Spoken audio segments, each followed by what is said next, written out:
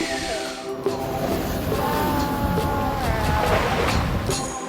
welcome to a very special episode. Today we are going to be giving you a tour of our floating home Tucana.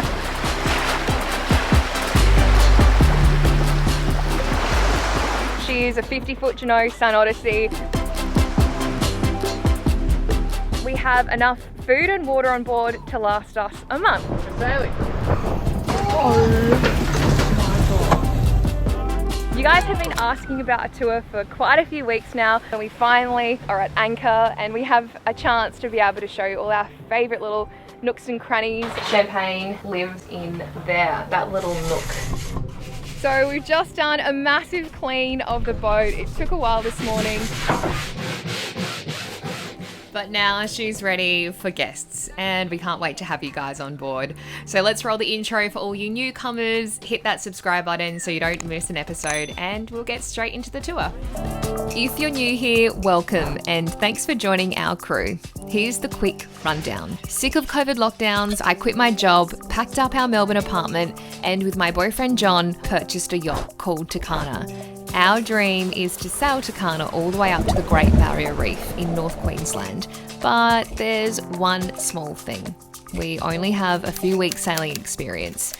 Now, despite this incy-wincy hurdle, a few hiccups along the way, we've so far managed to sail Tucana from Melbourne to Coffs Harbour, a 790 nautical mile trip in exactly 2 weeks. So let's just catch our breath and let the tour begin. So this is our kitchen. We have 2 sinks.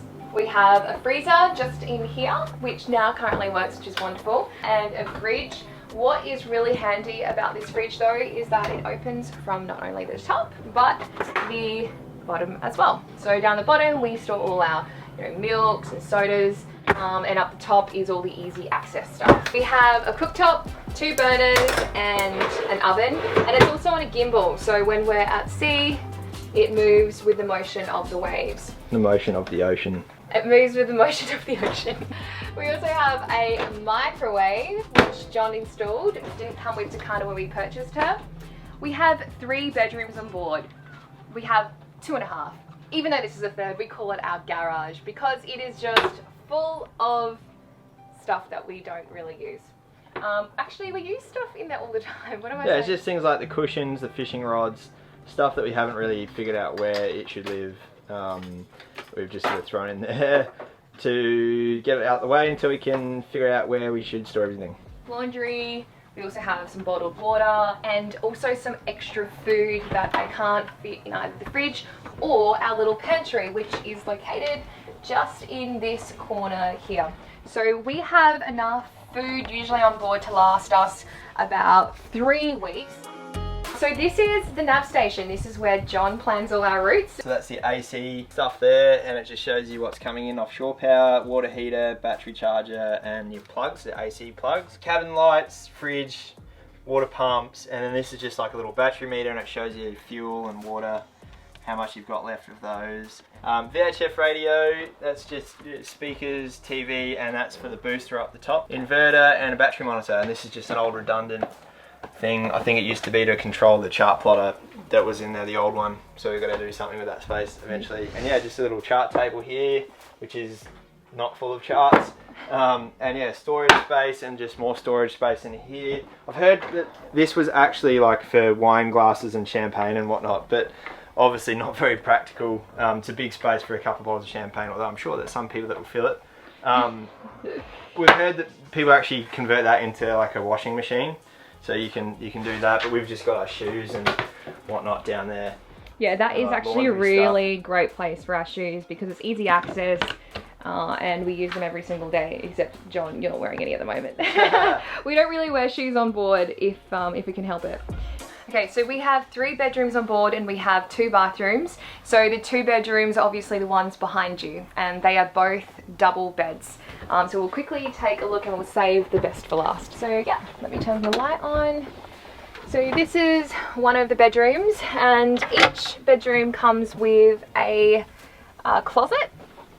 So we just have all our winter clothes in there at the moment. There is plenty of storage. We have towels in that one, and a nice little window. This also is a window over here which is closed, and some more storage over. Yeah, it might be worth pointing out as well is this boat, the model is the deck saloon version, which means that, you know, we've got a raised cockpit, so there's a bit of extra space in here. Gives you more headroom so that you can essentially sit up. Yeah. Just to give you perspective, I'm about 5'4", so I'm pretty short, but we'll have to get you to come in here, John. John's almost 6 foot. So this is the ensuite bathroom. The crapper. Which has 2 doors, and the shower pops up here. Yeah, not really much else to see in there. And this is where we spend a lot of time actually. Here in the lounge, which is where we watch all our movies. This is where I edit all the videos as well. A lot of people have pointed out to us, not that we've owned a lot of boats before, so this is all new to us, but a lot of people who have owned boats before made a comment to us about how much light the boat lets in. So there's obviously like quite a few windows all around the boat, and it's good because you can sort of see the horizon from inside the boat, which I've heard helps with people who suffer from seasickness and whatnot. So all along the edges here is all more storage as well. And talking about champagne before, champagne lives in there, that little nook. Hang on, I should show you the TV as well. So if we wanted to sit down over there, we can just move that out, which is super handy. Oh, this is the naughty cupboard. Some nice couches which fold out to a bed. This table drops down and you can put an infill piece here. So this is our bedroom. It is a beautiful queen bed. And our bedroom also has some closet space as well. So here over to the port side, plenty of room. This is where I get dolled up, which is very rare these days. There is more space all along here, along the edges. And this is actually a little emergency exit if need be. We have 2 hatches above our bedrooms. And they're great because they got fly screens in them too, or they have fly screens I should say.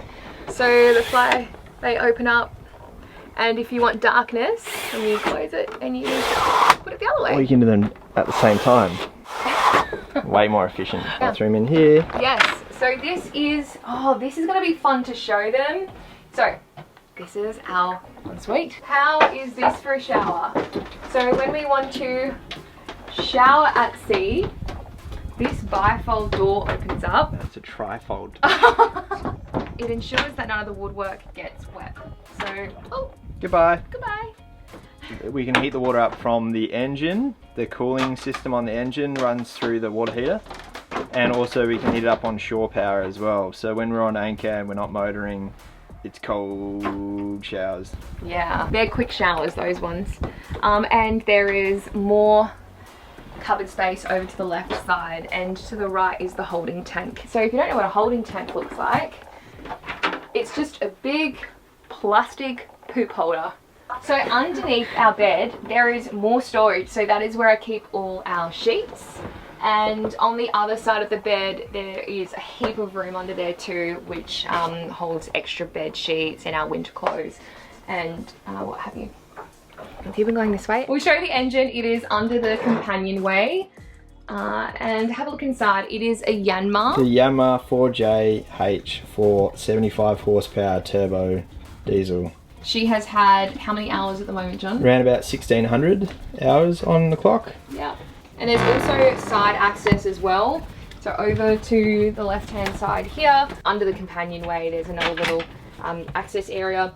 And on the sides here behind the door, so it makes it pretty easy for oil checks and servicing and so on. As you guys also know, under here, well, if you've watched our previous video, under here is where all the batteries live. And we have some carbon monoxide detectors inside each room as well. So basically, because the engine is in between the 2 aft berths, if there is a leak in the exhaust, that, you know, we're not pumping these rooms full of carbon monoxide, so we have carbon monoxide sensors installed which have lithium batteries, so they don't need changing for the life of the unit, which is like 10 years. And basically it's odorless and it's toxic, and yeah, it's important to have that, because if you don't, you won't know about it until you're dead. There's also the EPIRB just above. The reason why it's there is because of easy access right next to the navigation. Yeah, and table. in the seat is the grab bag. Yeah, yep. So the grab bag is basically a bag full of life-saving equipment that is not in the life raft. It's in addition to what's in the life raft. So there are things that we would like to have with us but might not necessarily need, because a lot of stuff's already packed into the life raft. But so basically, if we need a ditch, we're taking the grab bag, the VHF radio, which is up there, and the EPIRB. Yeah, so it's all easy, quick access. All right, we'll quickly show you upstairs. So we're just about to catch up with a friend. So here's part two in a completely different location, but we're going to now show you the outside of Tucana. So welcome to the cockpit. We have twin helms, a couple of compasses on either side, and all of our gadgets, the Raymarine navigation setup. Not gadgets, Kristina. What do you call it? Gadgets. So Get let's there go. eventually. So we just have Raymarine navigation displays and control head for the autopilot, and then we've got an Axiom Pro 12 chart plotter or multifunction display in here, which is pretty handy. You can hook in, if you're using Victron, you can hook in all your Victron devices, so you can monitor the power consumption and charging and everything. So you can watch Netflix even. We actually haven't watched Netflix on there yet though. I tried it, it works. Did yeah, it? Yeah. Oh. Yeah, you often don't really want to be sitting up here watching Netflix. You can sit down in the saloon. So this is my favourite little spot. This is where I hide all my snacks. There's just an area here where you can put all your nice cold drinks. And then these fold out, don't they, the table? Yeah. So you can make a little table for your visitors, which is always good. And on the end we've just got like a USB charger on there, and a little light so you can see what you're eating. So we have 3 electric winches on board, 1 here at the cabin top and 2 there at the rear. They're the main ones. But this one here is the only one that is not electric, hence why the handle is right here nearby as well. So we use this winch a lot when we're lifting and lowering the Highfield that sits on the bow. Like any lines on this side, you can use through the winch by just doing like one turn around that winch, and then it's the electric winch. Yeah, that's true. We tried to use a manual winch while we can, because it's a good workout. Yeah, definitely. So starting at the back of the boat, we've got the speakers for the stereo system, which are all-weather speakers. And we got this is the little gas locker where we keep gas bottles. So we've got 2 gas bottles and 1 hose. So when one runs out, we just put the other one on. And they are about 4 kilos each, and they last us, about a fortnight, 2 or 3 weeks each. Yeah. So, and that's if we're cooking every day, maybe 2 meals a day or something like that. So that lasts ages, which is really good. And that's also hooked up to our barbecue, and it runs our stove and oven inside. Then from here, you've got your VHF radio, this isn't the actual radio, it's just a handset. The radio's inside. But this is just handy when you're at the helm. If you hear someone calling, you can talk to them without having to run downstairs, which is handy. Yeah, and then we've got the lazarette, so we've got some storage in here, which is quite a big storage. We actually managed to fit on the Melbourne to Sydney passage. We were able to fit 140 litres of fuel in here in 7 jerry cans.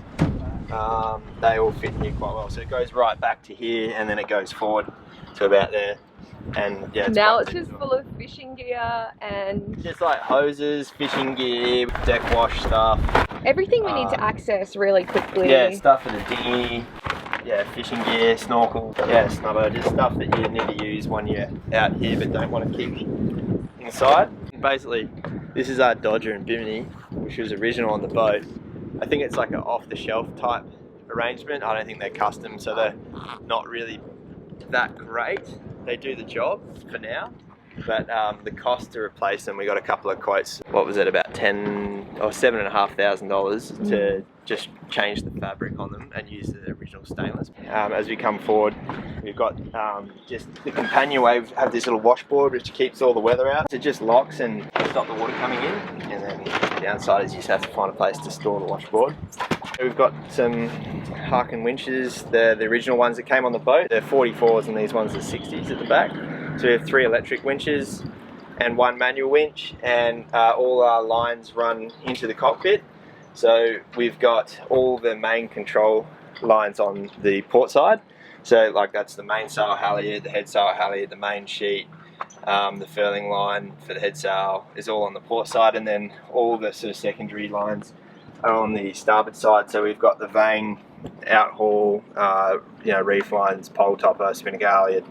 Yeah, the solar, you can just show them up on the top maybe. So we put the solar in before we left. It was just a quick addition.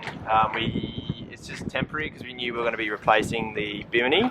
So the beauty about this system is it's pretty simple, but... Should we wait for the plane to go on for us?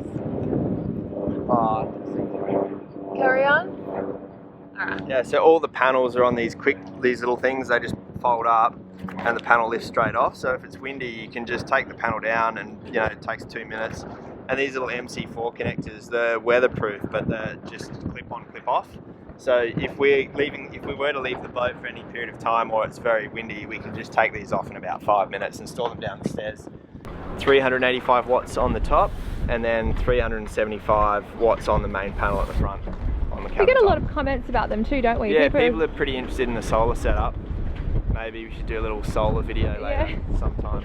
If you guys have any questions or other comments, definitely write them below and we'll answer them. And we've got the main traveller on the cabin top, which is great because it's out of the way, so it leaves the cockpit free, and you don't have anything to trip over. We've got the jib cars on the sides of the deck there. They're not a bad size. You can get a fair bit of range of adjustment in there. Occasionally we'll take the sheets out and run them to blocks on the back of the boat and then up to the winches, just if we want to sail a bit deeper, and we can just pick up a bit more wind that way. Pole here, so we've got Spinnaker Pole here, which is nice because it's on a track as well, so you can very easily raise and lower it with one person on the bow, which is great. We've just done a few repairs to this, strengthening up the attachments for the fittings because these had come out, they were just rivets, so we've put in 10mm M10 bolts, drilled and tapped holes, put M10 stainless bolts in with a mushroom head, so you don't get any chafing on lines, or you don't want to get your sail caught on those and tear your sail. So the main sail was put on by the previous owner. It's a Doyle sail, tri-cut radial main Dacron, I think it is, which is pretty hard wearing and should last a long time. For the head sail, we've got a Jeanneau on at the moment, and we have a smaller jib down in the sail locker as well. And a Spinnaker. And a multi-purpose Spinnaker, which I believe is also known as a Jenica, also known as asymmetrical Spinnaker. So then coming forward, we've got our tender, which lives on the bow. This is the Highfield 290 with rib, with the aluminium bottom, which is great. It's actually, we're very happy with it. It's very strong. It's got a nice rubber strip down the top. Really important, we've been on a few friends' tenders with flat bottoms, and they are very difficult to steer, especially if you're trying to get some speed up. They just sort of just plane all over the place, but the little hull. I really hope this wind isn't a problem, hey? It'll be fine. Inside the tender, there's a couple of more hard points. So we've got 2 more hard points welded on the frame at the back and 2 up the top here. And they are really great for if you wanted to keep this tender the other way up on your bow, you could rig a bridle and keep the boat upright and level as you hoist it up onto your deck.